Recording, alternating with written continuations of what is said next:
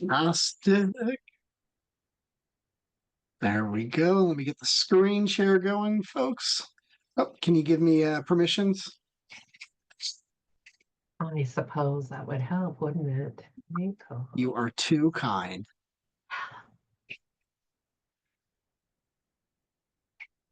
All right, folks.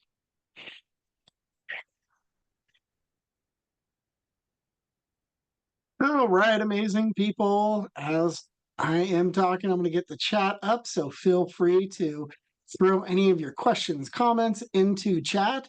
I'll get to them as I go through. Full disclosure, I sometimes have a bad habit of not looking at chat at all times, so I might be a little delayed on that response, but so glad to have everybody here. My name is Nathan LaChine. I use he, him pronouns. So among the 20 things I do, I'm one of the CARES mentors through the UW. But the most important thing is that I'm also a therapeutic foster parent. So I know a lot of people on the training I've met before. Either you're assigned to me. I have the speciality of working for the CARES program here for regions 5 and 6, but I have the LGBTQI plus supports, the parenting teen supports, and then also some of the high risk behaviors. So if you ever run into those challenges and you'd like to have a CARES mentor to bounce some ideas off of, some resources off of, please shoot us an email. I'd love to get connected and support you. So this is my training I created. So I run Evergreen Caregiver Support. It's just another organization here in Washington State that I do my own trainings and consulting out of. And today we're here to talk about internet safety and warning signs of online grooming. The reason this training came about truly is because kids that are in systems of care, i.e. foster care, at higher risks for perpetrations, inappropriate behaviors, and at-risk behaviors and dangers online. And you know what? I was like, man, I just can't find these trainings to really talk about, what are the kind of the warning signs? What are some of the processes that, perpetrators are going to take against our kids? And how do we really talk with our kids? Well, everything that I do for trainings is on 3 principles. It's all about that educate, empower, and harm reduction. And that starts with educating you as the caregivers, because you're the ones that are spending the most time with the youth. So I want to spend tonight answering all of your questions. So please put them in chat. If you want to save them up and ask them live at the end of this, once the recording is stopped, at the end of the presentation, we'll take live questions as well. My email address, I'll throw it in chat a couple of times throughout the evening, folks. So let's get started. Please ask questions as we are going through. If you're like, hey, you went too fast on this, I haven't heard this, I want you to ask those questions. Everybody will get a copy of the slide deck. So that's not a problem, folks. I'll make sure you get a copy. You just shoot me a quick email. I'll give you the slide deck. So I'm not going to read every slide verbatim because I want to make sure we have plenty of time to have great conversation, but I do want to kind of level set. And when we're talking about CSEC, commercial sex exploitation of children, what are we really talking about? Well, in our mind's eye, probably most of us, we understand, prostitution is the biggest one that comes into the mind, street walking kids, right? Sex tourism is another huge one that most of us understand. But what we're really starting to see is more of that digital perpetration happening against our youth. And whether that be the self-generation of CSAM, child sexual abuse material, used to be referred to as child pornography. And the largest growth factor, unfortunately, is actually kids engaging in that behavior. They find somebody on the internet, somebody will approach them on the internet, offer them something of value. And when I say something of value, that's a key term because that's what makes it that commercialized sexual exploitation, right? Because something of value is being exchanged.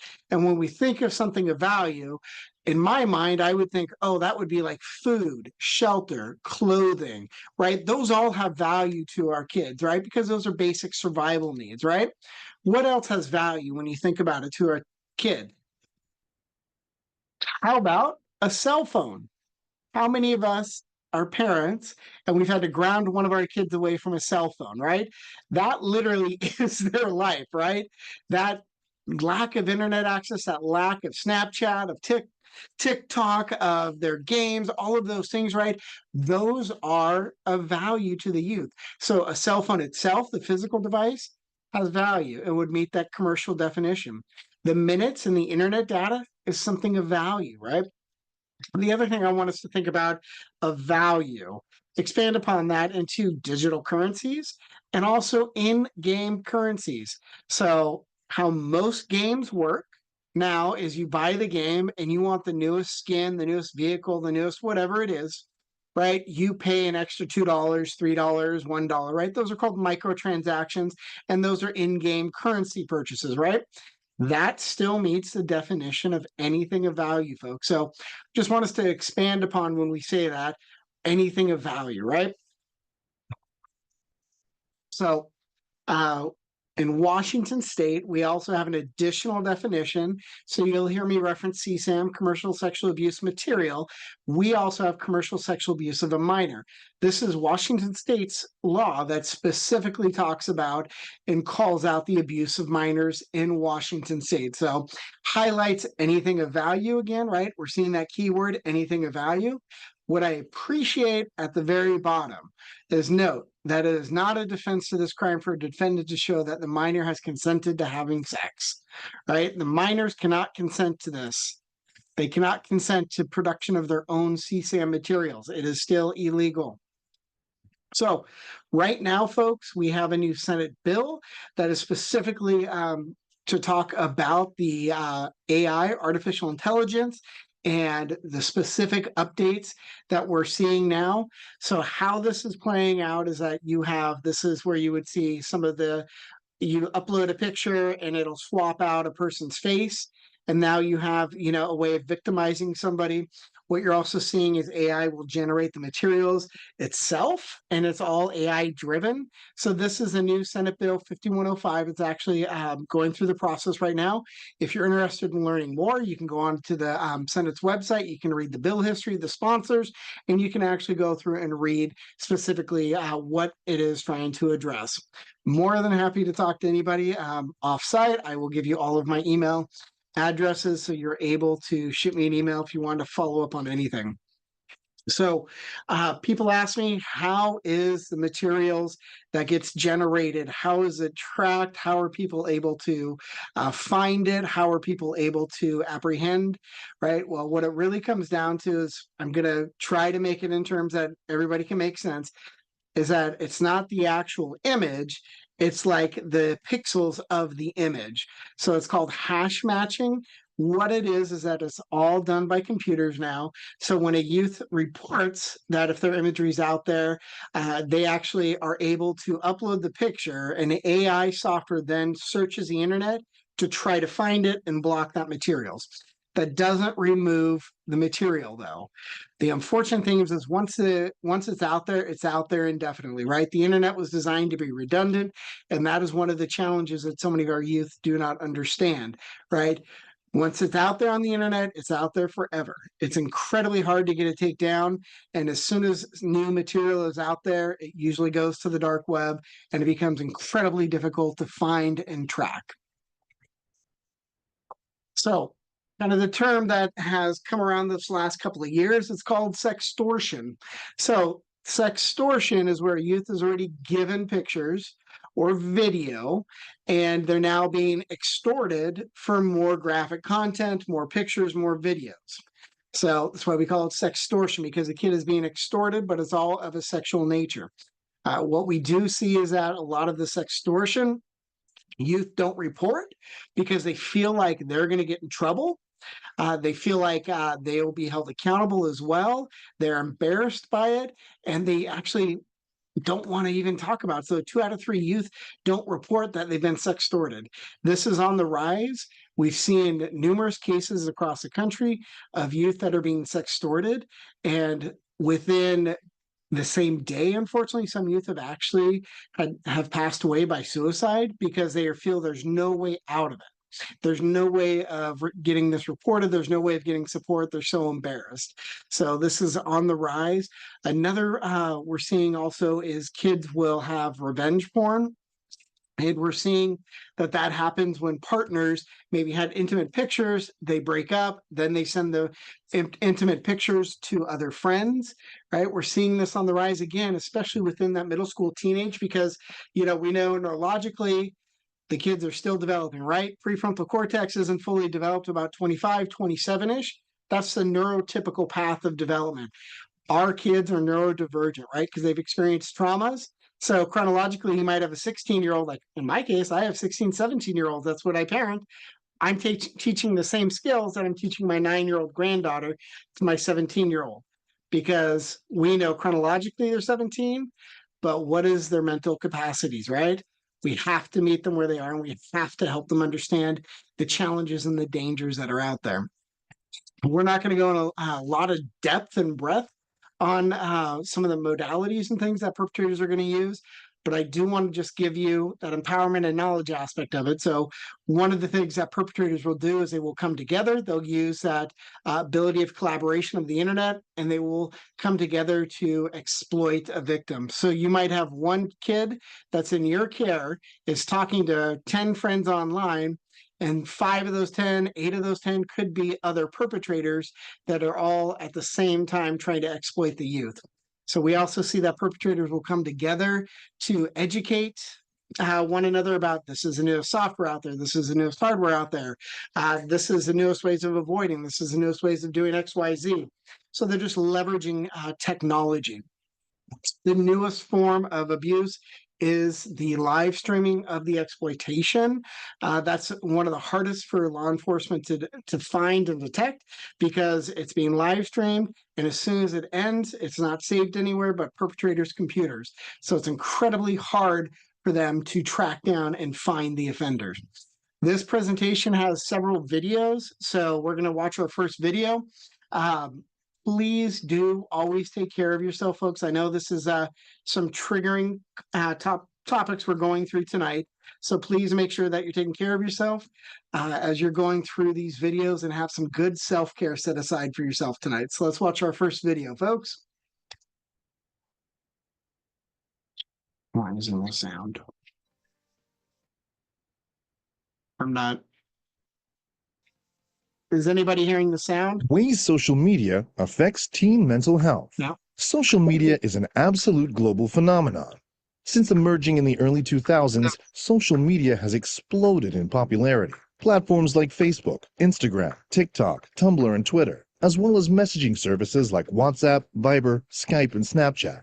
They've given friends, family, and even complete strangers the ability to easily connect, create online profiles, upload photos, share videos, and communicate instantaneously.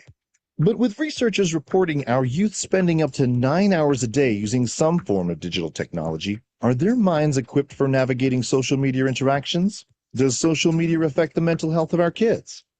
We're social creatures, and our kids are no different. They crave connection, and unfortunately, sometimes we're not enough. Don't take it personally. It has to be said that social media is an absolutely vital tool when it comes to communication and networking. Learning how to use it effectively should be absolutely encouraged, but it pays to be aware of the way social media can affect your child's mental health. Depression.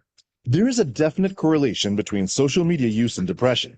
In several recent studies, teenage and young adult users who spent the most time on social media platforms were shown to have between 13 and 66% higher rate of reported depression than those who spent less time. Anxiety. Social media addictions have been demonstrated in research to cause anxiety disorders. Platforms such as Instagram have fueled an increase in diagnosed social anxiety disorders, and it's being noticed from teenagers all the way through adolescence into adulthood. Sleep deprivation. Social media apps are designed to keep us engaged, keep us scrolling, keep us swiping. That's why Instagram, Twitter, and Facebook feeds are an infinite timeline of content. Our kids check their phones before they go to bed, and they've opened their phones before they've even opened their eyes in the morning. A recent study reported 20% of teens regularly wake up in the middle of the night, log into social media, and then go back to sleep. These disrupted sleep patterns and late nights staring at a tiny phone in the dark wreak havoc on your child's mood, concentration, and eating habits. Jealousy and envy. We all feel a little jealous when we see someone with something we want or living a life we always dreamed of. Our teenagers feel these things too, but as their minds are still developing, they feel it on overcharge. They see their friend's picture-perfect profile and immediately start comparing their own life, coming up short. It's sometimes hard for our teens to understand that people only post their highs when they look and feel their best. Most people hide their dark and ugly moments away from the internet. Unfair comparisons can lead to depression, loneliness, anger, and a variety of other issues. Body surveillance. Photoshopped and filtered photos can lead to a negative self-body image known as body surveillance. Teens who experience this become chronically overly judgmental of themselves and their appearance, which can lead to serious long-term self-esteem issues. Cyberbullying. In a survey, 72% of teens reported that they had been cyberbullied at some point. It can be way more vicious than face-to-face bullying, as the bullies, or groups of bullies, never really get to see the consequence of their hurtful comments. Cyberbullying is incessant. It happens out of sight from teachers and parents, and the victim literally can't escape. How can we help to protect our children on social media? As a parent, you're probably familiar with a handful of current social media platforms. Be aware of which ones your children use, and make sure they meet the minimum age requirements of the platform. When setting up an account, remind them of the importance of strict personal privacy settings. Not all platforms have this enabled as default, so take the time to make sure their account is set up correctly. This is the perfect time to discuss what information is appropriate to share online. Personal and private information should remain exactly that. Stranger danger still applies. While most people post pictures and videos with the best intentions, it's easy for things to be taken the wrong way or out of context, and when everyone is online, the wrong message can have long-lasting consequences. Talk to your kids about this and make sure they understand to only post pictures and videos that present themselves and others in a positive light. You can't monitor your child's social media activity 24/7, so maintaining a strong line of communication is important to understand what's going on with your child online. Tell them to only accept friend requests from people they know. Ask them to inform you whenever they receive messages or invites from strangers. Talk to them about the consequences of misusing social media. Ask them to tell you if someone is teasing or harassing them, as those could be signs of cyberbullying. Ask your child if you can add them as a friend on their social media platforms. Explain that it's not to spy on them, but rather that you're interested in their life. If you can't always be around, there are plenty of good software solutions available, specifically to keep your tween and teen safe from unwanted sites and dubious chat programs. Social media is a complex environment, but with the right discussion, understanding, and age-appropriate boundaries, kids can learn and understand the consequences of their online habits. Maturity, education, and a sense of perspective will help them navigate through all the negative effects social media can have on young minds. All right, folks. So a couple of things I really want to highlight out of that video is, we know there's a huge rise of cyberbullying. And one of the ways and the challenges with it in the digital realm is that when kids have devices in their bedroom, when is their bedroom ever safe? Right? Because if the bullying is happening in the bedroom, that makes it very challenging for the kids to ever psychologically feel safe in their bedroom. And we all need our safe spaces, right? Even us as adults, we need our safe spaces, right? I want us also to think about that. I was talking about the teens waking up in the middle of the night. Social media companies have figured out attention span. They have figured out the lighting to use. They have figured out the volumes, and they figured all this out to keep kids engaged, right? 95% of American teens report that they have access to the internet every single day. The first measurable point, so when kids had the first measurable lack of sleep that led to a measurable negative outcome the next day, was only 38 minutes, folks. So if kids have access to their phones and their devices at night, if they lose 38 minutes of sleep, that is the first measurable negative outcomes the next days, folks. So please keep devices out of their bedroom. You want bedrooms to be device-free zones. One of the things that said you want all the kids to, you be friends on the social media and tell them it's not to spy on them. I tell my kids all the time, no, it's because I do want to keep an eye on you, right? Because they're still kids. They're still learning. They're still developing. The challenge with the internet is that we have opened Pandora's box. Everybody can talk to your kid in their bedroom, in your house. We have to explain the dangers. There's lots of great technology, software and hardware based, that can really help us keep an eye on our kids. But ultimately, our youth will always find a way around it, right? My husband locked down our house. We had everything on lockdown. It was perfect. Guess what my kids did? My next door neighbor didn't have their Wi-Fi secured, so they would just connect to the next door neighbors, right? Our kids are incredibly talented. They will find ways around it. So think of technology as a tool, right? There are things that can help us to parent our kids, help us keep them safe, but ultimately our kids are going to make choices, right? That's why it's our job to educate, empower, and provide that harm reduction for them. So I want us to kind of think about what is the web? What is the internet, folks? Well, roughly this is what it is. So what we see and what we think of the website is actually just a small sliver, right? So this is just called the web, World Wide Web, Surface Web, right? These are all websites that you're able to go to just by typing in the address, right? So like if you're going to go to my website, evergreencaregiversport.org, type it in, the website comes up, right? It's not password protected. You can use any of your favorite search engines and you can type in Nathan LaChine. My website comes up. All the other things I've done with the Alliance comes up. My webpage on the Alliance. I have my own digital card now. So you can even see my card on the UW's website, right? All of those things are searchable. Now you have the next level is what's called the deep web. The deep web is where actually most of the internet is, folks. Those are all the password protected sites, right? That's where your HIPAA information is. That's where your insurance information is. That's where your banking information is. That's where our military information is, right? It's all behind firewalls and it's protected. You can't search it. It's not publicly accessible, right?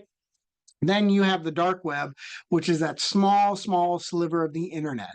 While it is a small part, it still has millions of active users every day, folks. So when you have a youth and you ever hear them talk about the Onion browser, Tor, if they're ever going to Tor sites, right?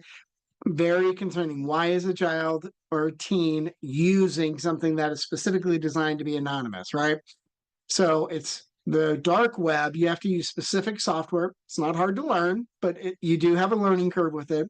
And you have to know the website IP address. IP stands for Internet Protocol. So all websites have an IP address. So evergreencaregivers.org, on the dark web, you'd have to know its IP address, which might be 623.1.0.456, right? That's an IP address. So on the dark web, it's not searchable or what's called indexed by search engines, folks. That's all the dark web is. It does have a purpose. It is used by a lot of news organizations. It's used by people that need to be able to access the internet anonymously, surf the internet anonymously. So it does have a purpose.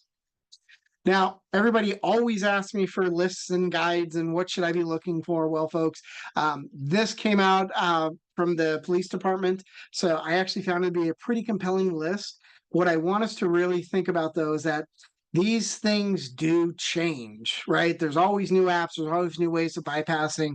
There's always new things going on, folks. So don't think this is an all-encompassing list because by the time I put this up in this presentation, there's something new out there. But this at least gives you a starting point. So this is some of the biggest apps that gets utilized by kids for nefarious reasons and perpetrators. This is a listing of a lot of the dating apps. Now, I also want us to look at bottom left corner is Vault apps. So these are apps that specifically look like something else. So you don't realize that that's where kids can save programs, pictures, videos, cash apps, those kind of things. So these are some of the biggest ones. The fake calculator most of us are aware of, but there's others out there. So please understand and know what to look for when you have the child bring their device to you. I'm a huge proponent. I'm not a secretive person. I tell my kid, bring your phone. We're going to go through it together. Can my kids hide stuff? Yes. But them knowing I go through their phones on a regular basis with them there helps them understand because I'm worried about their safety. Now, there's a question in chat. Do kids learn this from YouTube? They can learn a lot of things from YouTube, including how to bypass any of this stuff. There's a lot of sites out there that'll teach you exactly how to bypass any of this software, teach you how to use the dark web, teach you how to use proxies. Unfortunately, good or bad, the internet is the greatest teacher that mankind is ever going to have. Everything is out there. Doesn't take much more than a couple of clicks and keywords to find that information to learn how to do things. So when we're talking with our kids and we tell them, probably most of us still use the term stranger danger, right? We tell our kids not to share information online, hopefully. What information are we telling our kids not to share? I want us to think about that, right? Because from one or two pieces of information now, you can actually track down people. So how many of us have ever talked to our kids about online perpetration? Right. So this one stat actually pegs it from the FBI at 500,000 perpetrators are online every single day, folks. So perpetrators are opportunistic. They're going where the kids are. And guess what? They're playing games. Why does your 12-year-old, why does your 8-year-old, why does your 17-year-old have 500 friends on their accounts? Something to really, really think about, folks. So from 2019 to 2020, and I do have newer statistics, they're coming up, folks. I want you to just think about this. 97% increase in enticement reports with NCMEC, National Center for Missing and Exploited Children. Bet all of us know that because when our kids go on the run, we have to call them into NCMEC's runaway, right? Well, they also do online perpetration and preventative work. So from 2019 to 2022, they had a 97% increase. Pre-COVID numbers, folks. Numbers get shocking more. People ask, how long are these dark websites online? On average, they're only online for 55 days, folks. 55 days, and then they create another website. That's why it's so hard for law enforcement to track them down, because it is, by the time they found one, it's closed, they've moved on to a different one. We know this is some of the scariest statistic I've seen from Thorn. 1 in 6 minors, 9 to 17 folks, have already shared their self-generated child sexual abuse material. That means they are shared illicit nude photos of themselves. 1 in 6. This isn't, oh, it's a teen thing, 15-year-olds, 14-year-olds. 9 to 17-year-olds, folks, 1 in 6 have already self-disclosed that they have already shared their inappropriate imagery. 1 in 4, 9 to 17-year-olds think this is normal behavior now, folks. We have got to have these conversations with our kids, right? They are doing things that have lifelong consequences and put them at risk. So one study Senate Bill 5355 pegged it that 45% or more of all sex trafficked victims were minors in our nation's school system. Well, let's break that down. Well, when we look at it here in Washington State, 300 to 500 people are trafficked here in the Puget Sound area for labor and sex. That's our neck of the woods, folks. That's Puget Sound. United States has the 6th largest. We are an epicenter for trafficking here in the United States, folks. It's not happening in other countries. It's happening here in our own country, folks. So many statistics out there, folks. This is from an organization called Childlight. They actually estimate that 3.5% of children experience some form of sexual extortion online and exploitation. Right, 3.5% of all kids. And they say 1 case of abuse is reported every second in the United States, folks. This is showing where is the online victimization. So this is a heat map, folks. So again, I know I'm going through some of this a little quick because I want to make sure we have plenty of time to answer your questions. You all can have the slide deck. Just shoot me an email. I'll get you the slide deck. How you read this heat map is that the darker the color, the more incidences were reported. So you can see this is where a lot of the online victimization is happening. This is where the actual victim is. And you can see the United States is colored in, folks. It's happening in our own backyards. This is where the CSAM, that child sexual abuse material, is being saved worldwide. Again, we can see it's even being saved here in the United States, folks. All of this information, if anybody's like me and you want to deep dive it, the citations are on the slides, folks. Let's see, we got a question. It's actually, yeah, Nancy, I mean, it's pretty close, so it's 1 in 6 are the ones that are actually sending out, but it is 25%. It's 1 in 4 of the 9 to 17 thinks it's normal to do that. So yes, you are right. If you're talking about just them thinking it's normal to send those pictures, where only 1 in 6 of them have actually said they've done that. And that's self-reported. So I'm going to make an assumption. It's probably underreported. So this is just if you wanted to read it by a table chart. Like I said, all these citations are here for you, folks. I want us to kind of just think about how one of these kind of operations happen and what, who are some of the demographics and where are people located. So this is actually just one sting operation a couple of years ago. It's called Project Spade. So this one operation, this is the global reach of just one organization, folks. So it resulted in over 400 children arrested, rescued, and 350 adults arrested. Within those arrested, 40 school teachers, 9 doctors or nurses, 6 law enforcement, 9 pastors or priests, and 3 foster parents, folks. So we need to be having these conversations with our kids because anybody can hurt our kids. Now, remember I told you we'd have some new stats? Well, here you go, folks. Here's the new stats. So as soon as their 2024 report comes out, I will get this updated.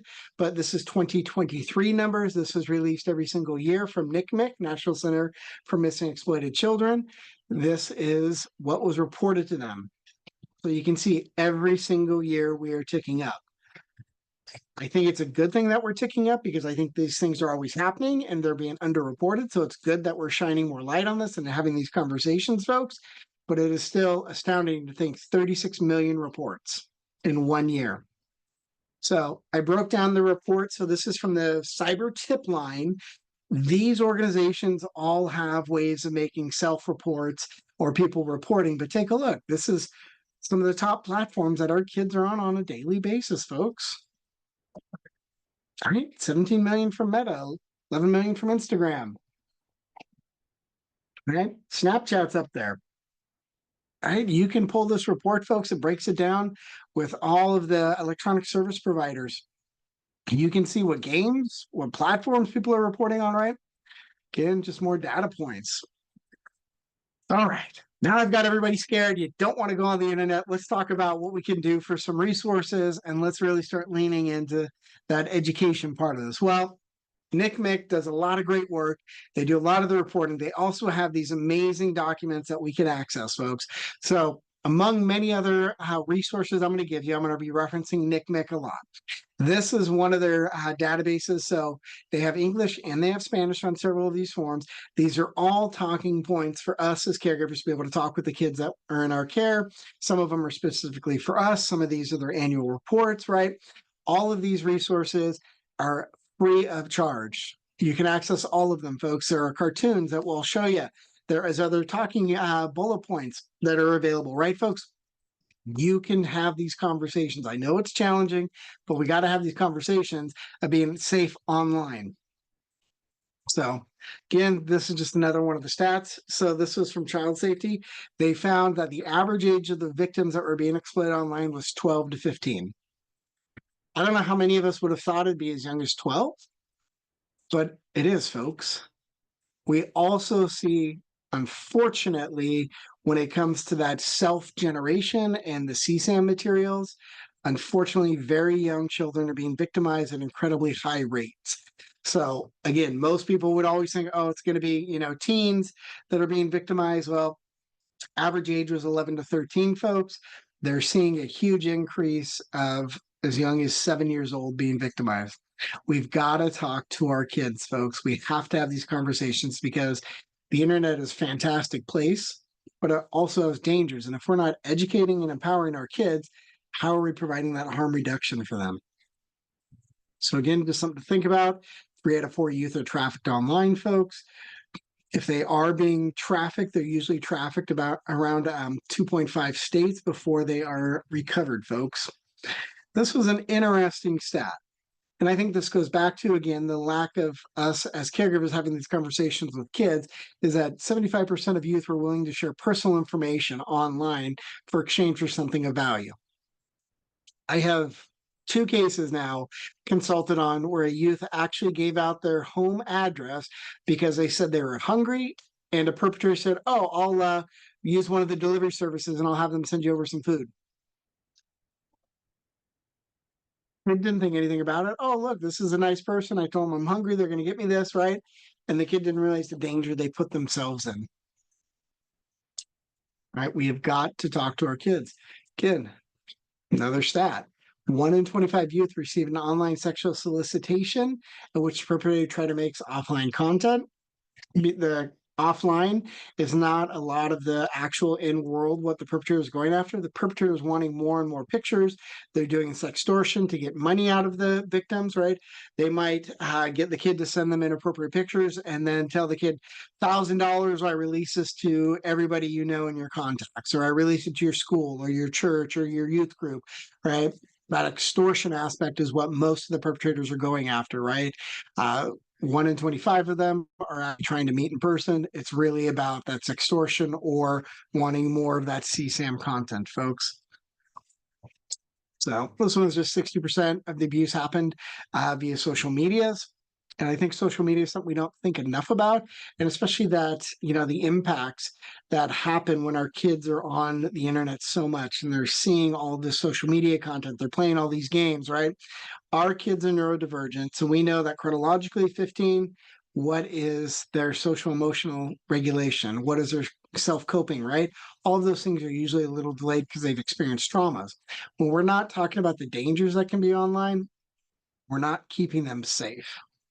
So we're going to watch our next video, and I believe this is one you should know the person in it.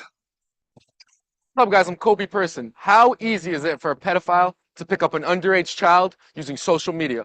Well, today we're going to find that out. I made a fake profile on Facebook posing as a 15-year-old boy. With the parents' permission, I friend requested 3 girls ages 14, 13, and 12 years old. I've been talking to these girls for the last 3 or 4 days, and today we're supposed to meet up. What we found in this video is shocking and something everyone should see. Be sure to watch until the end and use what we've learned in this video to better educate your friends and family. Hope you guys enjoyed the video.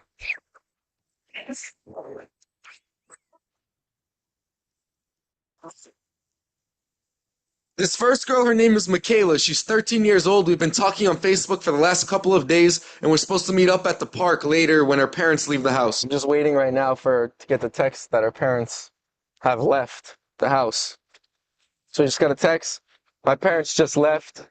I can be at the park in 10 minutes. We're going to go see if she comes in 10 minutes. We're going to go right now, set up all the cameras, and just be waiting there for her. So she said she's going to meet me at the park playground. So this is the closest to her house, she said. So right now I'm texting her that I just got here. All right, I'll just wait, see what she says. She said, okay, I'll be there in 5 minutes.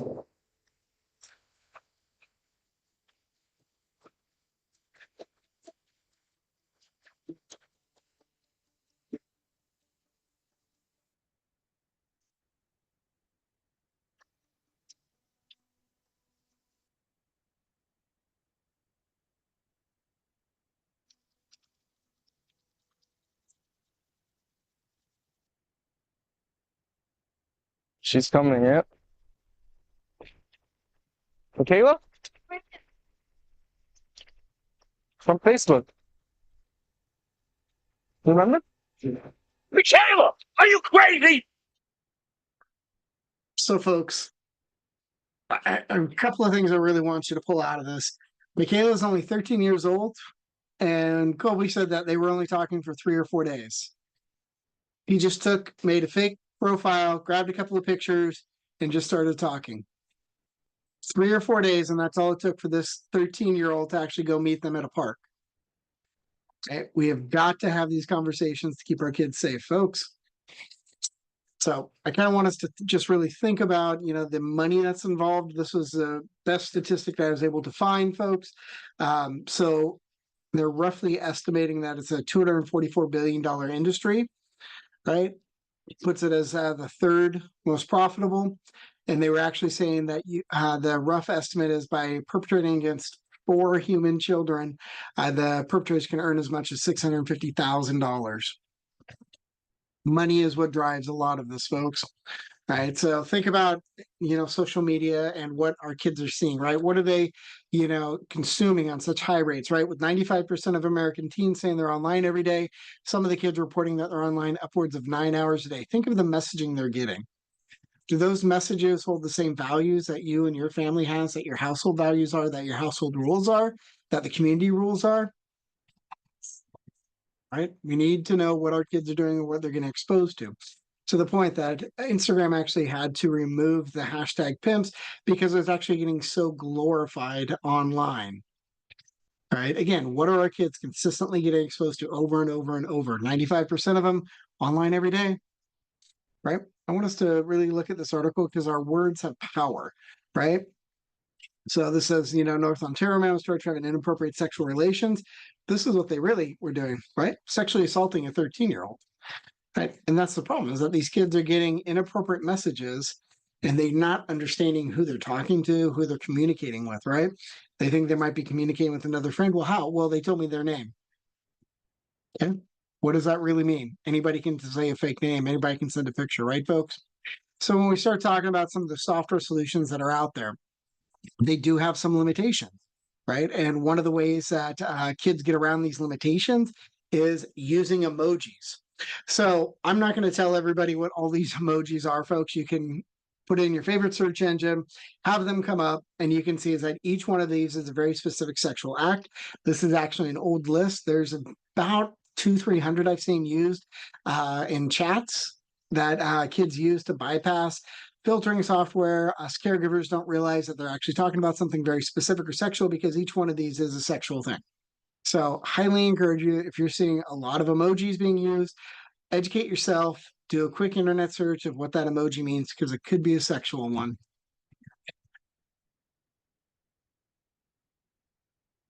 Perpetrators most of the time are opportunistic.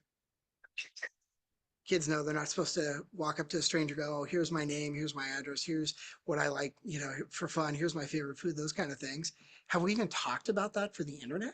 We have to stop just thinking about the profile of a perpetrator like, oh, well, it's always that stranger danger. That's going to be a random person grabbing a kid off the streets. That happens in 1 to 3% of the time. The modern reality is a lot of the school districts switched over to being everything online. So the kids got hotspots, tablets, laptops, some got cell phones. The internet is one of the most powerful tools ever designed, but it also gives opportunity to perpetrators to groom our kids. You might have filtering software on your computer. That's great, but there are ways around any software. How does your kid playing a video game have 500 friends? Why does this kid have $200 worth of in-game content?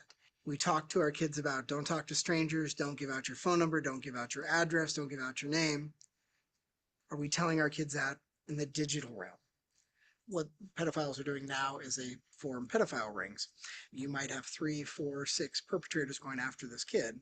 What they do is they try different tactics to go after this kiddo, and they try to get different information from the kid. Then they go to an online discussion board, compare notes. You have one group that does nothing but audio and video editing. They actually cut and splice previous victims' CSAM materials. So when the kid goes, oh, I'll show you mine if you show me yours, and this kid thinks, oh, it must be another kid because I saw it. So that's one group. You have one group that does nothing but make the scripts on how you approach the kids. They'll actually have your tree graphs of, oh, the kid responds this way, I go this way, up goes this way, I go this way. AI technology enables them to have an AI learning script to be able to respond quicker to victims. Then you have a group that does nothing but talk about digital security and educates perpetrators on how to bypass VPNs, chat software, how to avoid detection. Then you have a group, which I consider even the scariest one. All they do is they research how other perpetrators got caught. So then they can educate the group on, hey, here's what the police are doing. Here's what Interpol's doing. Here's what they're doing for new detection software. They're crowdsourcing and utilizing each other to become more efficient at what they do. The FBI estimates between 500 and 600,000 perpetrators are online every single day.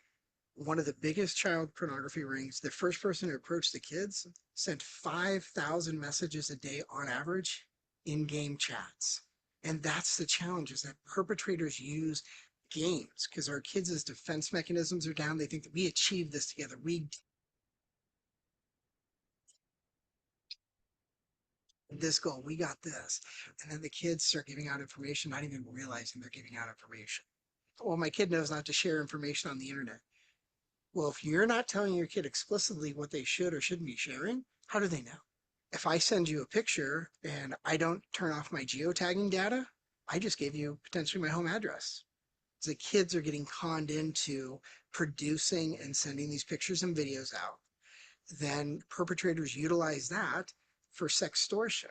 Sextortion is where you've already sent sexual explicit material And so now imagine you're a 14-year-old that's already been victimized, and the perpetrator says, I know you live at this address, you have a yellow colored house with white trim. I'm going to give that to your school. I'm going to post that on your Facebook page. I'm going to post that here or there if you don't keep sending me more and more. The studies are also showing the more that the victims comply, the more demand is made of them, the more graphic demands, and then it can lead into actual forcing them to meet up. Here in King County, what they've done is they use a screening tool in the juvenile justice department. Most of the screening tools were only utilized for females. They didn't even think about incorporating men. It's kind of an undiagnosed pandemic going on. We don't talk enough about male victimization in our culture. We don't allow boys and young men to be victims. So much shame's associated with it that keep the men from coming forward. We need to have public awareness campaigns and really start discussing this issue as a public health crisis. We talk about sexual health. Why are we not talking about sexual safety? We need to have digital tools, and we need to have the training to empower the caregivers, empower the parents, empower educators to start having these conversations. We need to be networking and utilizing the power of collaboration just as perpetrators are. Stolen Youth is able to really help us network and communicate with one another and maximize our resources. All right, folks. So how many of us are playing video games with our kids? I hope if I ask you all that question in chat, everybody goes, yes, I am. And we have 100% of us are all saying we're playing video game with our kids. We're on our kids' social medias. 100% of us should say that, right?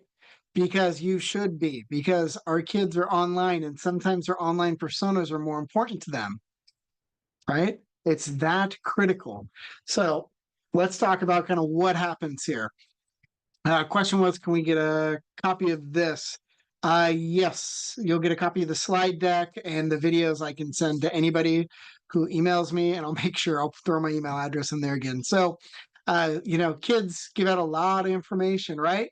Because they're playing a game. A game really encourages them to talk to strangers, really to collaborate, right? They don't even realize how much information they're giving away, right? So this is what somebody's going to be doing. They're going to be asking questions. If we're not talking to our kids, telling them to be safe online, they're going to start giving out information, maybe not even realizing it, right? So that's kind of the first step, is that information gathering. The perpetrator learns more about the kids. Then they're going to move on to that friendship, right? Well, 20% of teens wake up in the middle of the night to check their social media accounts. What are they checking for? Shares, impressions, hearts, smiley faces, likes, right? Because they are trying to get as much impact as they can, because they see all these other social media influencers and they think, hey, I'm going to do that too because everybody else is doing it. Why shouldn't I? And then they start getting these fan bases and they don't realize that this is somebody that's actually, potentially not a safe person. Right. So when we were talking about, I said in there geotagging. So I hope you kind of listen to that, because it becomes really critical. If we tell kids don't give out your home address, well, one picture can give out more information than you realize, folks. And what I want to do is let's actually do an activity. So using chat, folks, I want you to put into chat any items or information you're able to gain from this one simple picture. Now, all of us would agree this is just an innocent picture a kid just takes of their room. In chat, folks, I want you to write, what information are we able to learn about this kid from one picture? So go ahead and put into chat, folks. As soon as you start seeing stuff about this kid's bedroom, what are we able to learn? You ruined my thunder. Yep. Well, no, you'll see location from the geotag. Yep. Name. Yep. Yep. They like animals. Gender. We think we know the gender. What apps? Cats. What sports? Yep. Yep. Yep. You all doing great. All right. Jersey number. Yep. Ooh, good catch about the computer and the games. That's fantastic. Yeah, folks, you're doing great. So let's kind of break it down. There's actually about 15 things you're able to learn from this one picture. So when we kind of go through it, so first thing we're able to take a look at is what sports this kiddo plays, right? Ooh, Nancy, you're on fire going through and zooming out the window. Good catch. So as we're kind of going through this, we see soccer, baseball, right? Great. Now we know trophies. Why would the trophies be concerning? Well, the trophies might not actually have the kid's name on it, but they might say the team, the county, the city, what tournament, right? Those things are usually all on trophies, right? Games. Somebody called out the games, right? Games can be really concerning because it's a interest and a like and a hobby the kid has, point of contact, but it also then tells a perpetrator which games this kid plays and all the games that a perpetrator could find this kid to approach them. All right, the books, again, could be scary because a perpetrator could, oh man, I just finished Harry Potter and the Deathly Hallows. I can't wait for part 2. And then the kiddo chimes in, oh, me too, right? So much information. Glasses, again, could be a call out of, man, my parents tell me to wear my glasses. I don't need my glasses, right? Again, more information this kid has just given out. 10, jersey number, age. I can tell you if it's a jersey number that myself and my younger siblings wouldn't play on certain teams if we couldn't get certain jersey numbers, right? That jersey number is as identifiable as a name because I can go off the trophy, see what county, what city, what tournament, and now I got the jersey number. That could be more than enough for a perpetrator to find out information about the kid, right? Look, they don't even have to look that hard because the name is right there, Angel, right? I don't think anybody called out the color scheme. Is this the color scheme that they of their favorite colors, the team colors, the school colors? Right? That's a lot of information we've gained from this. Right? Small bed probably means they have their own bedroom, right? And then of course we have good old Max there, the dog. Right? But there's a lot of other information here, right? We can see the posters on the side. You see the Polaroid pictures that would probably have more information and locations of potentially other victims because it could be Angel's friends, right? A lot of information is given out. We also know the date and time that this picture was posted. Well, from sending this picture, let's just look at the geotagging, right? So the geotagging, you send this picture, by default, most accounts keep that geotagging information. What that does is it tells you the date, the time, and all that, but it tells you specifically GPS coordinates. With those GPS coordinates, you can go to mapping software that's publicly freely available, folks. Now, with that mapping software, now I'm able to see Angel's house, folks.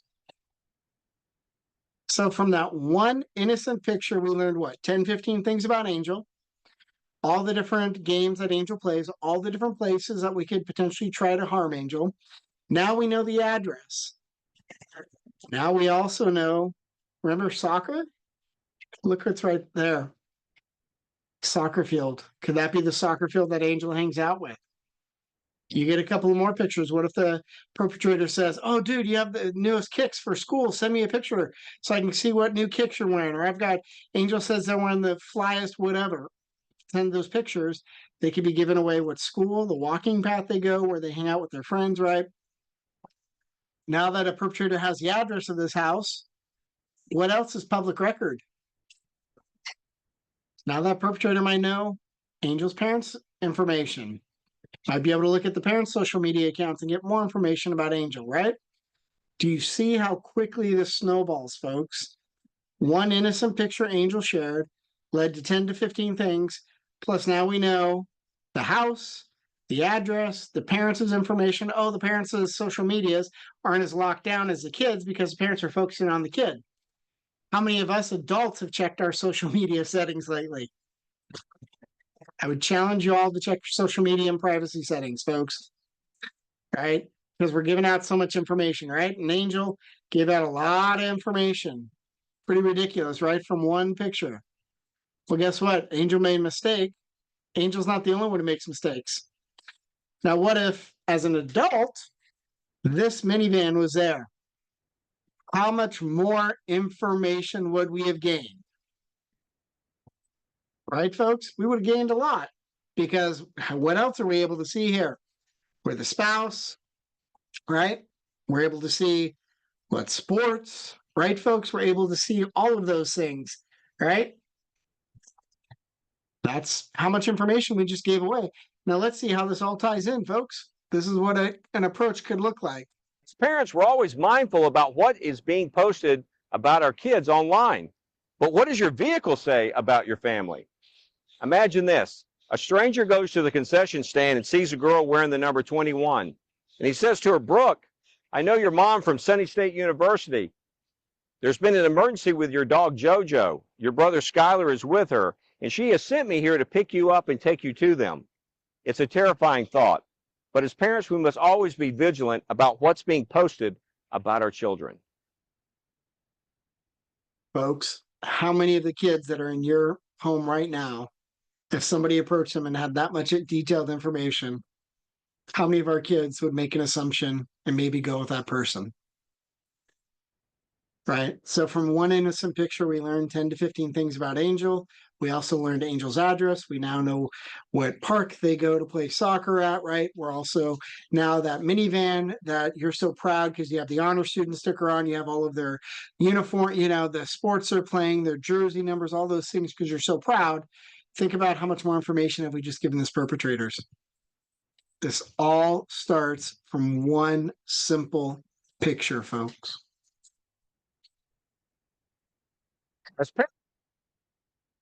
So we got a comment, and what is scary is we send our foster kids as strangers. Yeah.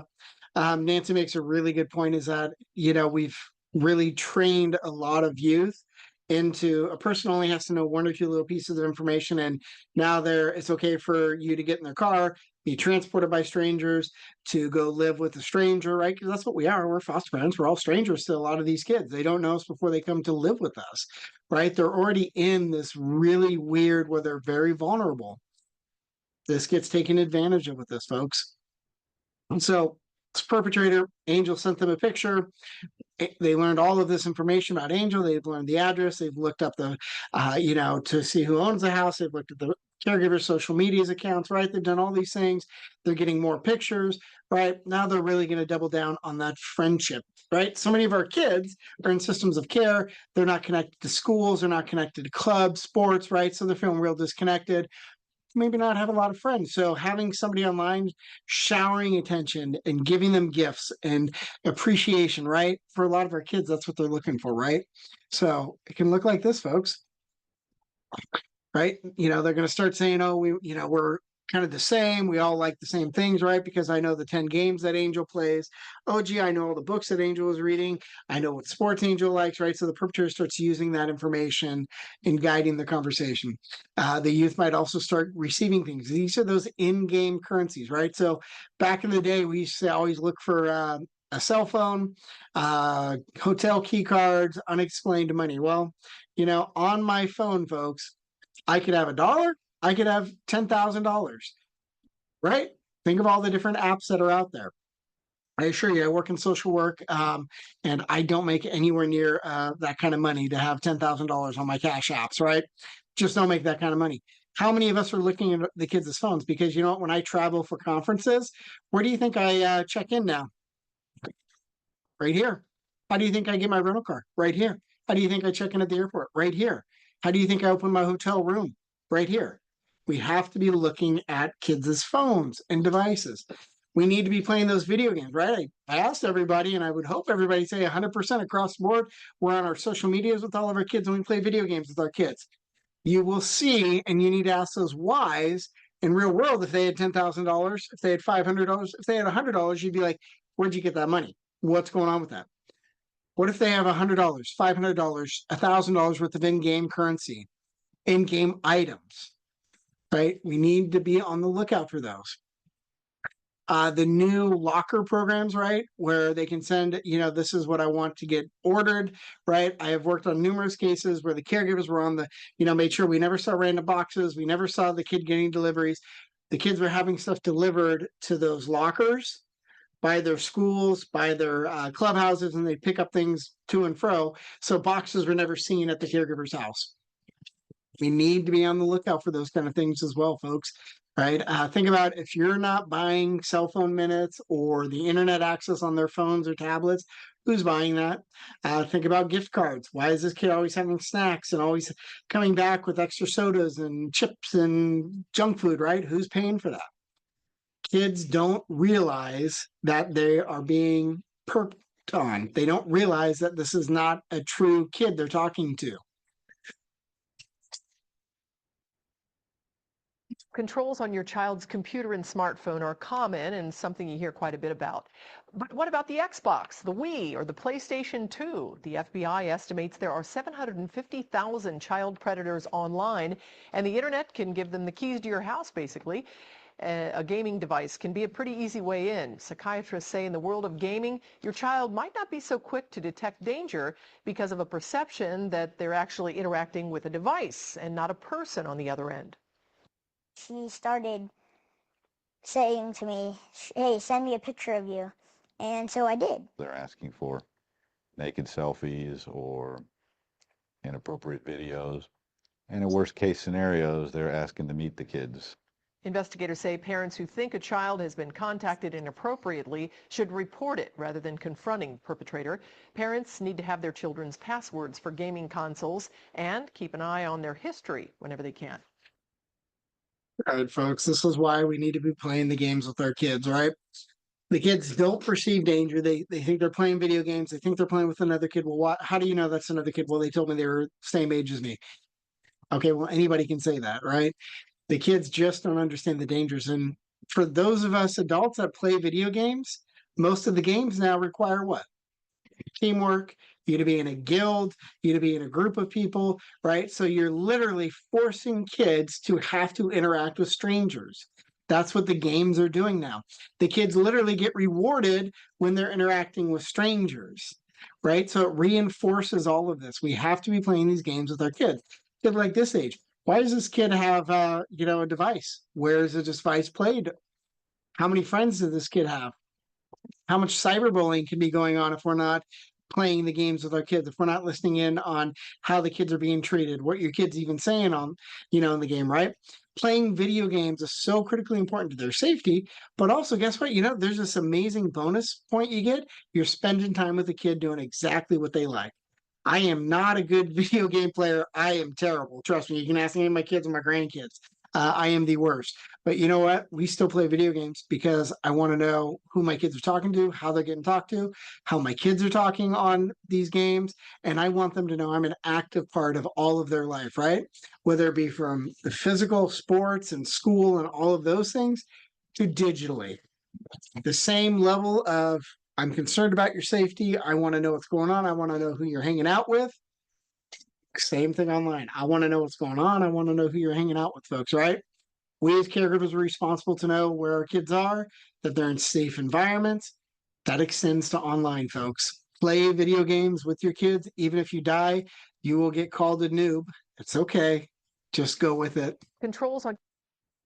So now that a perpetrator spent sometimes days, weeks, months with these kids, right? They're really building that dependency. They're really starting to isolate, right? We see that a lot of this happens kind of just like domestic violence or IPV, intimate partner violence, right?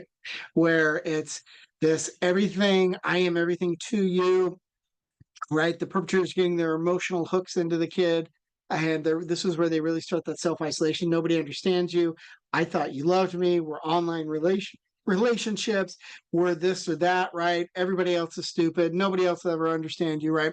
That's what we start seeing it, where they start really doubling down on these things. And they really start having the youth feel so isolated because they're always there for them. They're always the only one who understands you. We have something special, right? Now, let's put on our hat as foster parents and kinship providers, thinking about how isolated some of our kids are already, right? They're not, a lot of them aren't in the same communities, same schools. They're not with families of origin. They've moved around. I'm a BRS foster parent. My kids average 15 to 20 placements. So if my kids have had 15 or 20 placements, their most stable relationship is usually somebody online. Right. The worst we ever had, we had one of our kids in a 5-year period. We were placement 83.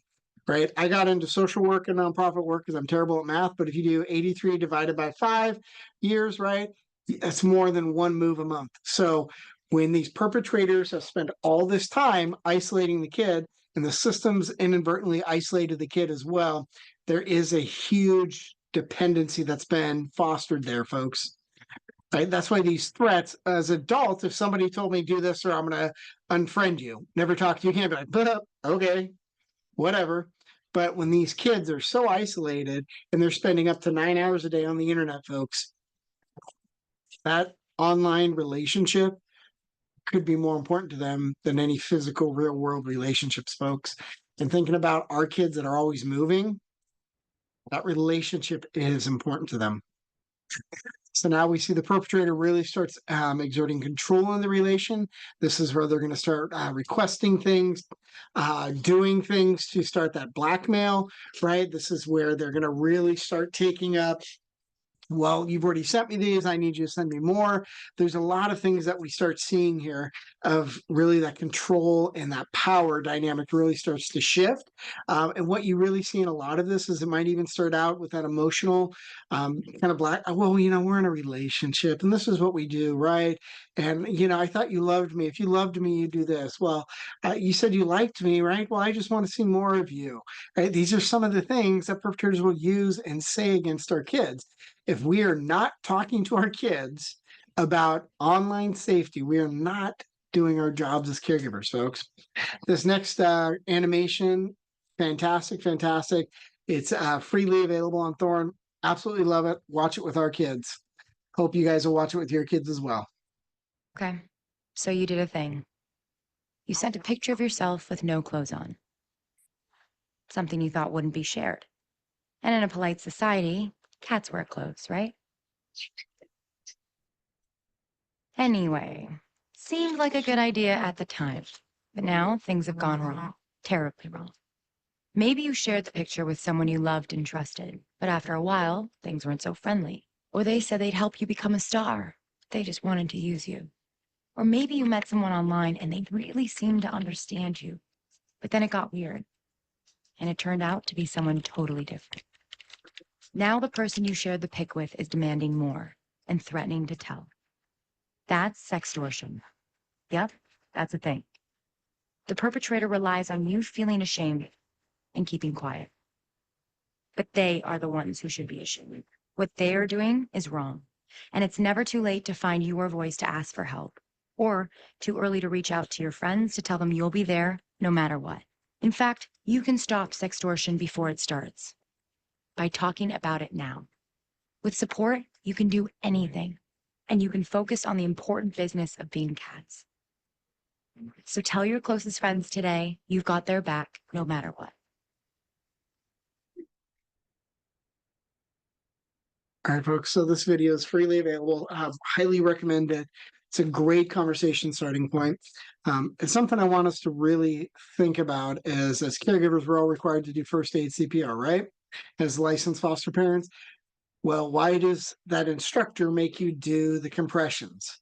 Because we want to build your muscle memory in the middle of a crisis. We hope that you'll remember 30 compressions, 2 breaths. If you're just doing the compressions, 30 compressions, right? Because that's a crisis. Your adrenaline's going, your vision's starting to narrow. You're really getting all those endorphins going and you're really starting to freak out. You're like, okay, wait, I remember I took a class, it was 30 and 2 breaths, 30 and 2 breaths, right? Same thing here. Sextortion is going to induce all of these same traumatic, these same adrenaline, right, with our kids. Have these conversations now, build this muscle memory for our kids so they know what to do in the middle of this crisis. So people ask, where's a lot of this extortion happening? Well, here you go, folks. This is exactly where we're seeing a lot of it. This is 2023 numbers, folks. So this is a little bit older. I want us to really think about too is that it's not just adults that are hurting our kids, it's other kids. So this is one I just quickly found as an example. This is just a 17-year-old that was sharing CSAM materials to level up in games.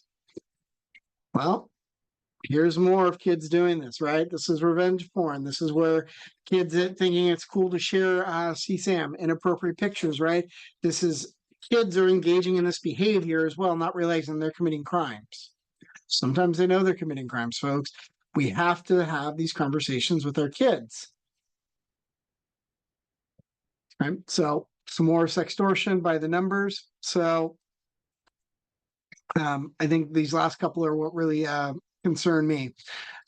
You'll find stats on everything. This one is for sextortion victims ages 13 to 25. So this is a little more broader range, right? But some of the scary things here, 62% of the victims complied with the offender's demands, whether that be more pictures, whether that be money, whether that be other things. Almost 70% said they didn't report.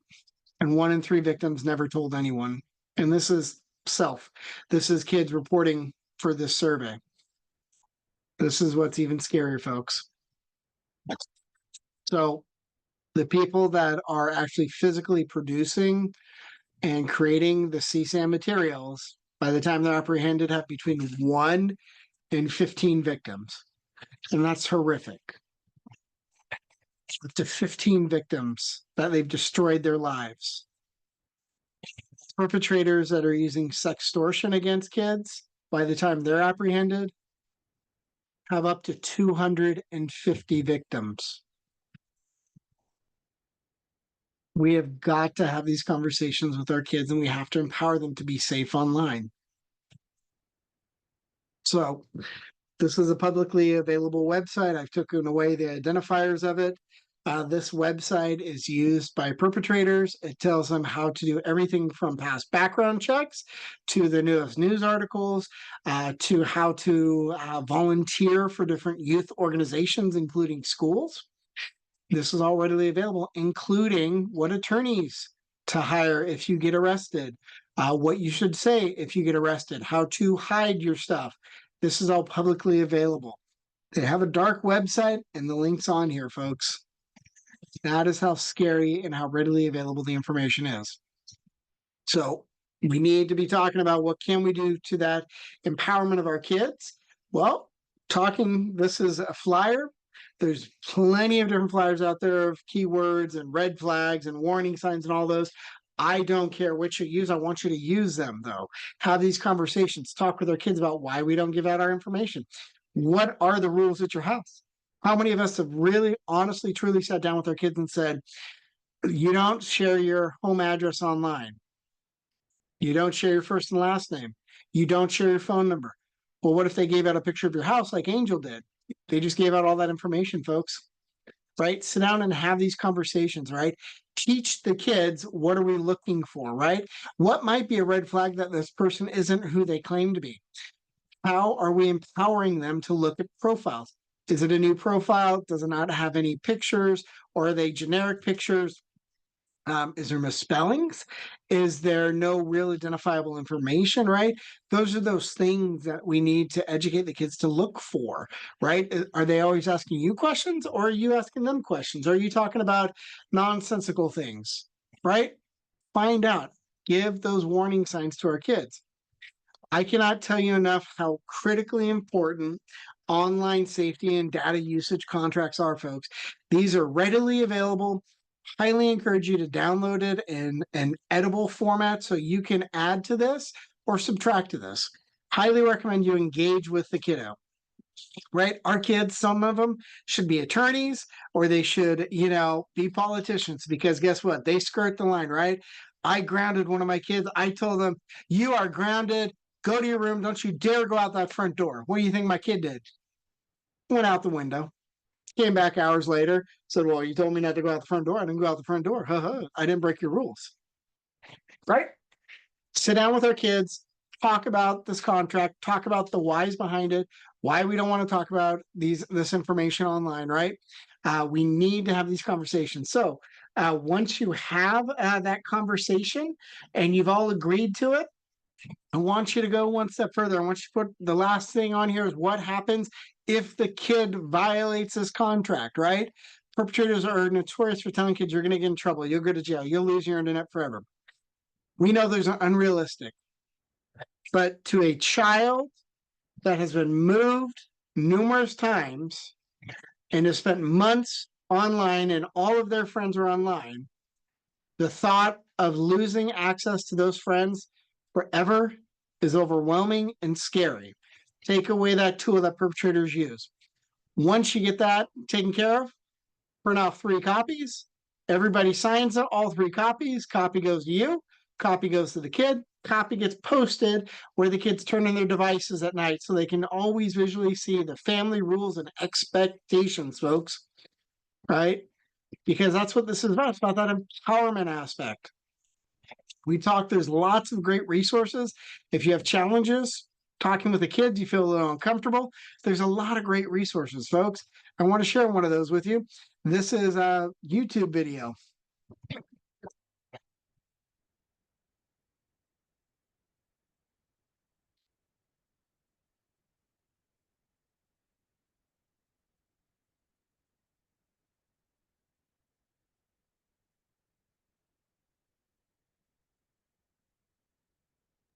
No sound.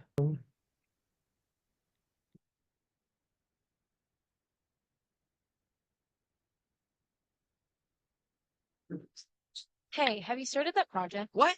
Oh, yeah, well, What's the matter? Who are you talking to? it's, just someone who started texting me online a while back. I don't know, they're really nice. And they're, thinking we could go see a movie and... Francis, you're not planning on meeting a stranger you met on the internet, are you? Did somebody say the internet? Come with me! What? Whoa! Where are we? Don't worry, friends. I'm an internet helper.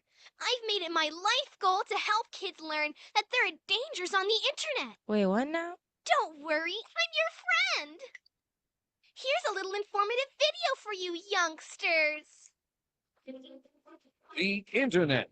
It may seem like a fantastic place, but beware.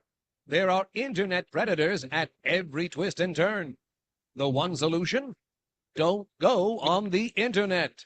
Read a bike. Ride a book. Hold up. Stop the video. Yes? Do you have a question, little girl? What are you saying? Yeah, you may be right that there are predators lurking on the internet. There's a lot of dangerous people out there who want to spread hatred or find someone who's vulnerable. But you can't just tell kids to not go on the internet. First of all, it's a really important place for us to do our schoolwork. The internet is also a great place to explore your identity, share your art and writing, and have really meaningful conversations with others. The important thing is knowing how to navigate it safely and have people you can rely on if you feel like you're in trouble. I guess that's what I wish I knew a year ago. A boy, who I thought was really nice, asked me to send him a picture of me in my underwear. I just really liked him and wanted him to think I was cool, so I did it. A week later, he posted it online. People began messaging me, insulting the way I looked. I was devastated. I knew that I had to do something. I didn't really feel comfortable telling my parents, so I told my English teacher instead. She provided me with a list of organizations that help young people who are being cyberbullied and helped me report the incident to the police. I blocked the people harassing me, and 2 days later, the original post was taken down. I guess what I'm trying to say is, if something feels uncomfortable or unsafe, listen to your instincts. Most importantly, if someone you know asks you to share a private photo of yourself, don't do it. No matter what, it's not private, and once you put it out there, you lose control of what happens to it, and can never take it back. I just don't want what happened to me to ever happen to anyone, especially not one of my friends. Nina's right. I did... All right, folks. So you kind of get the idea. So this is a fantastic series. It's called Net Smarts. This is totally available. These are all downloadables. You can watch them yourself. The great thing about this is that they have episodes on a whole bunch of topics. So as you can tell, this is kind of a younger style is that they're going for, right? Well, guess what? They now have teen ones to talk about sextortion. And then they also have one for teens to talk to other teens about what sextortion is and how to support each other. So again, if you're uncomfortable, right, we have lots of resources, lots of way to have these conversations. Leverage technology, folks. That's the huge point I want to make is there's lots of great resources out here. We have some new resources coming online from the federal government as part of their No to Protect campaign. This is actually just launched, about 8-9 months ago, folks.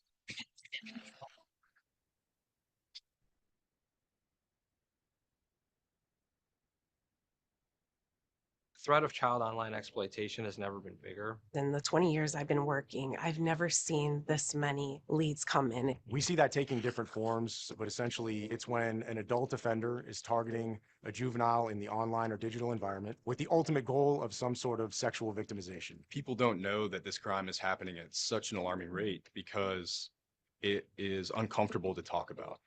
Bringing it to the forefront can help prevent the crime from happening in the first place. One of the things that we always want parents to understand is predators go where the kids are.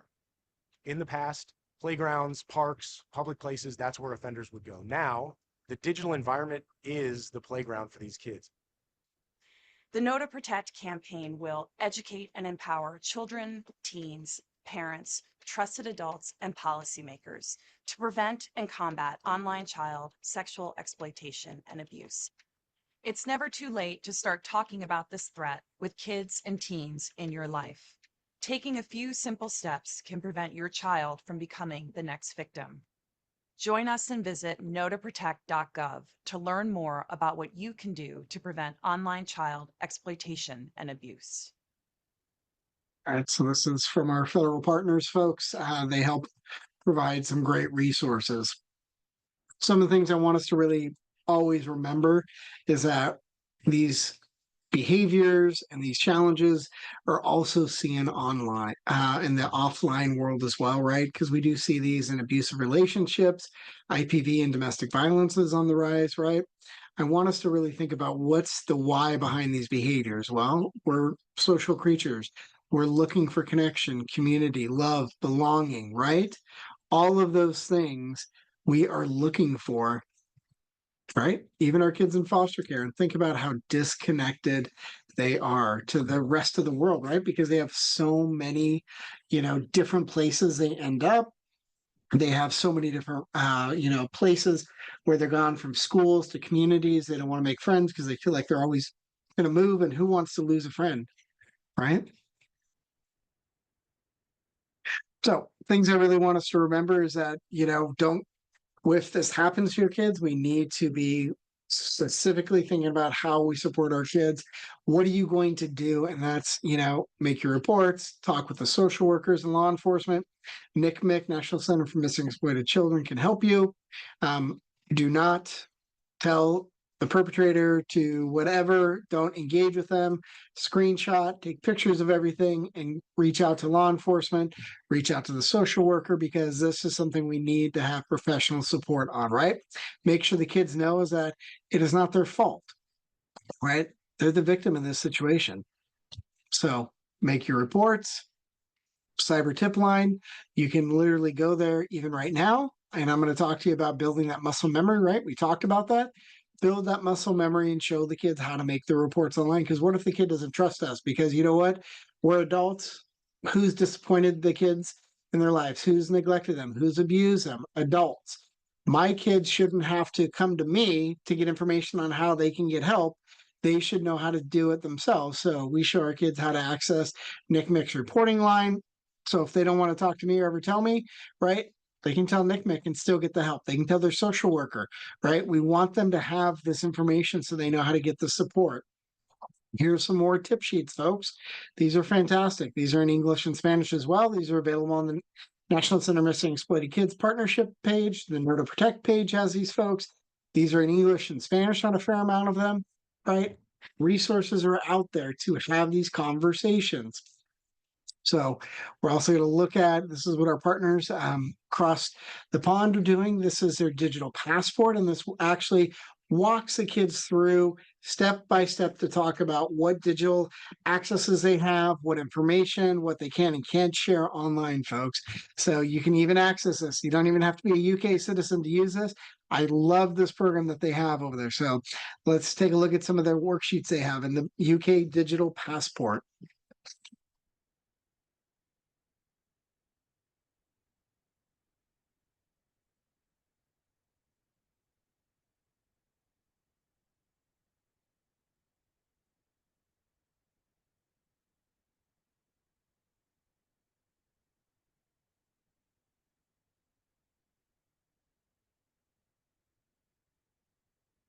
All right, folks. So That is totally available. Every single one of those worksheets is available online, free of charge, folks. Help design their digital passports so they know exactly what they shouldn't be talking about. Different solutions for you, right? Again, there are so many resources out there. You are not alone in this conversation, folks. So this is a fantastic, fantastic actual kind of, it's a choose your adventure, right? So it's what it does is it actually takes a teen and helps you as a teen and as a caregiver go through the trap that happens and what happens for sextortion.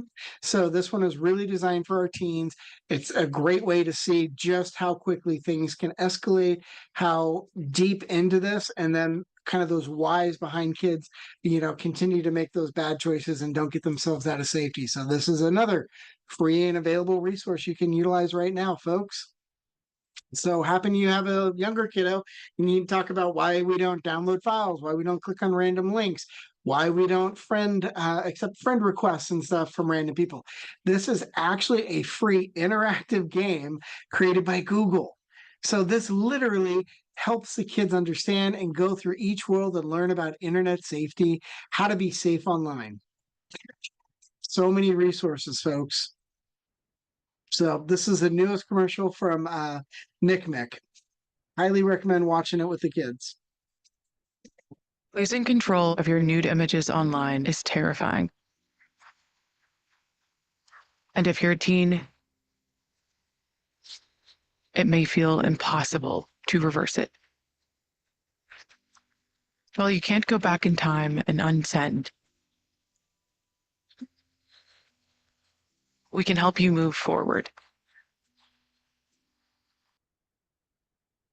So this is our newest campaign to take it down.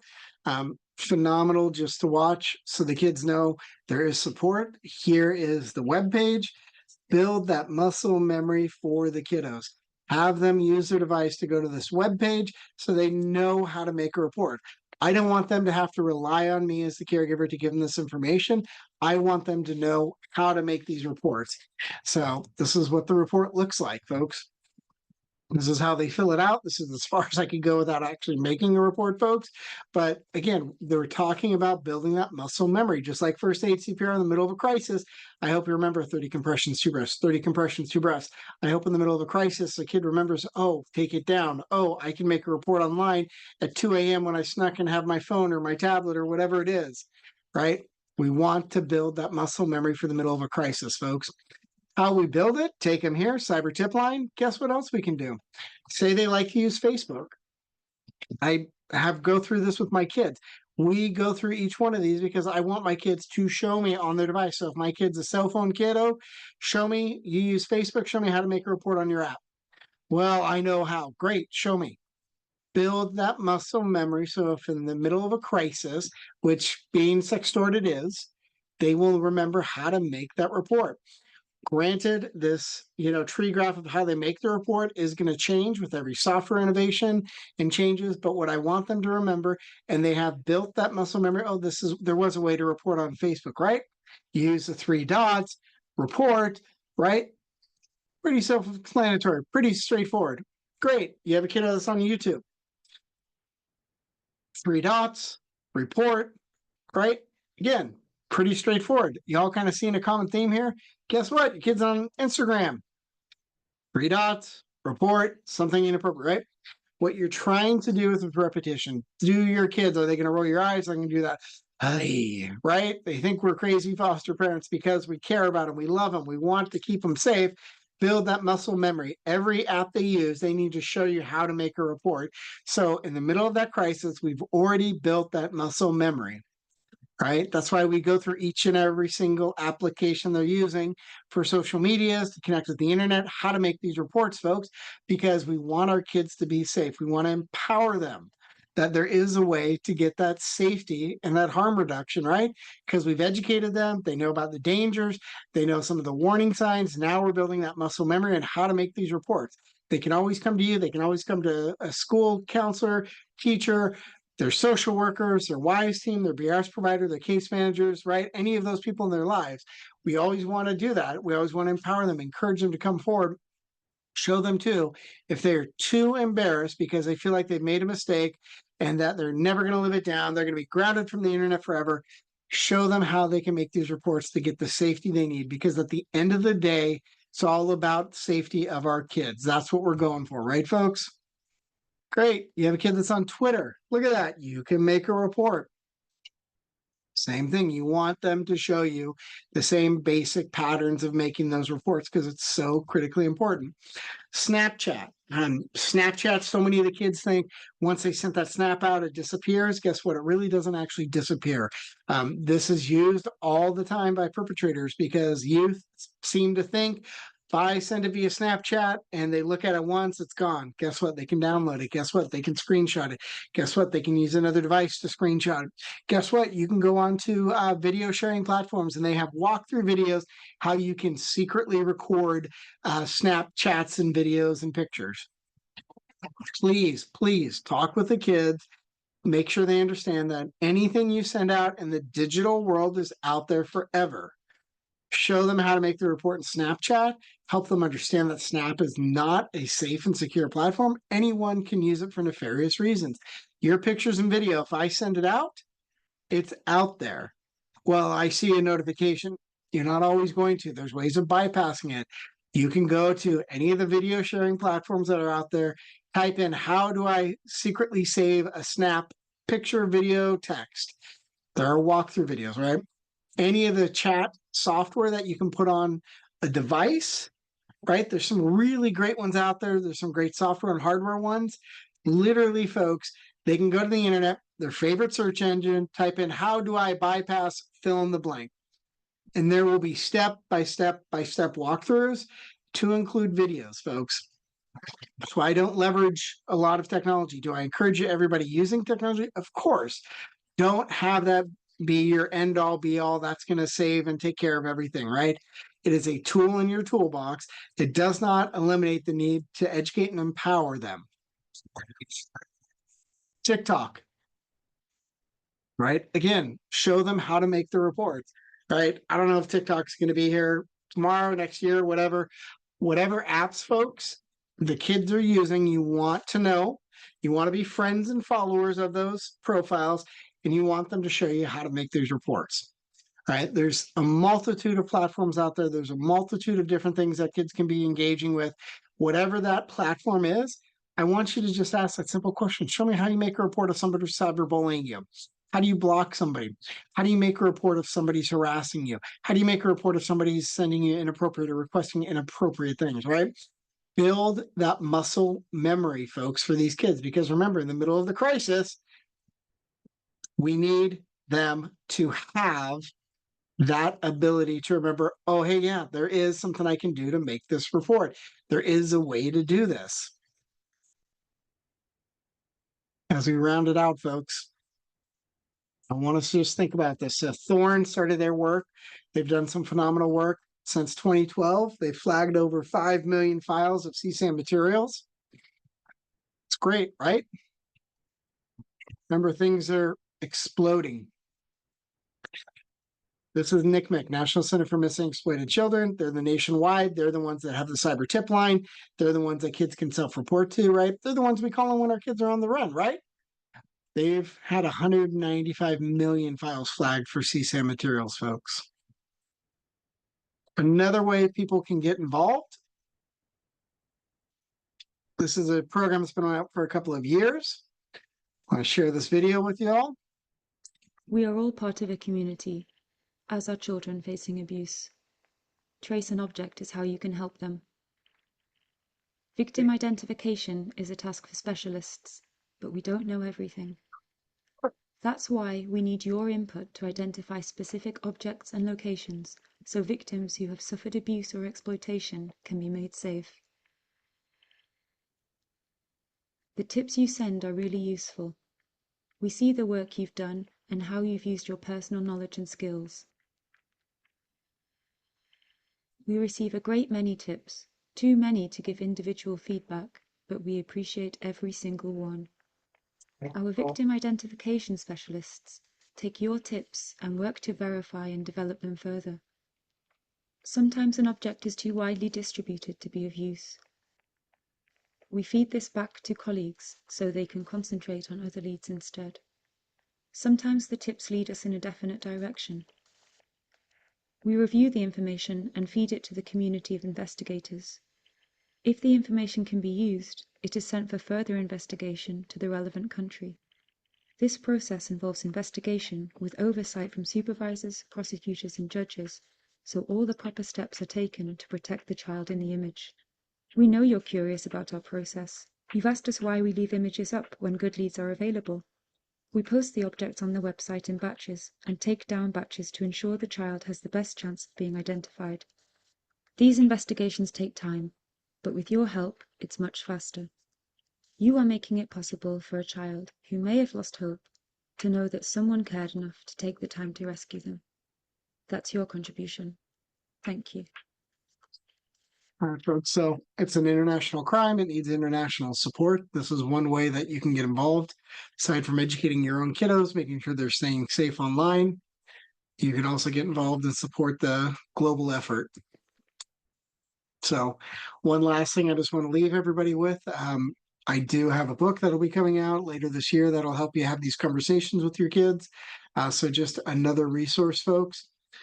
All of my contact information is right here, folks. So please, I want you, if you have questions, you can always reach out.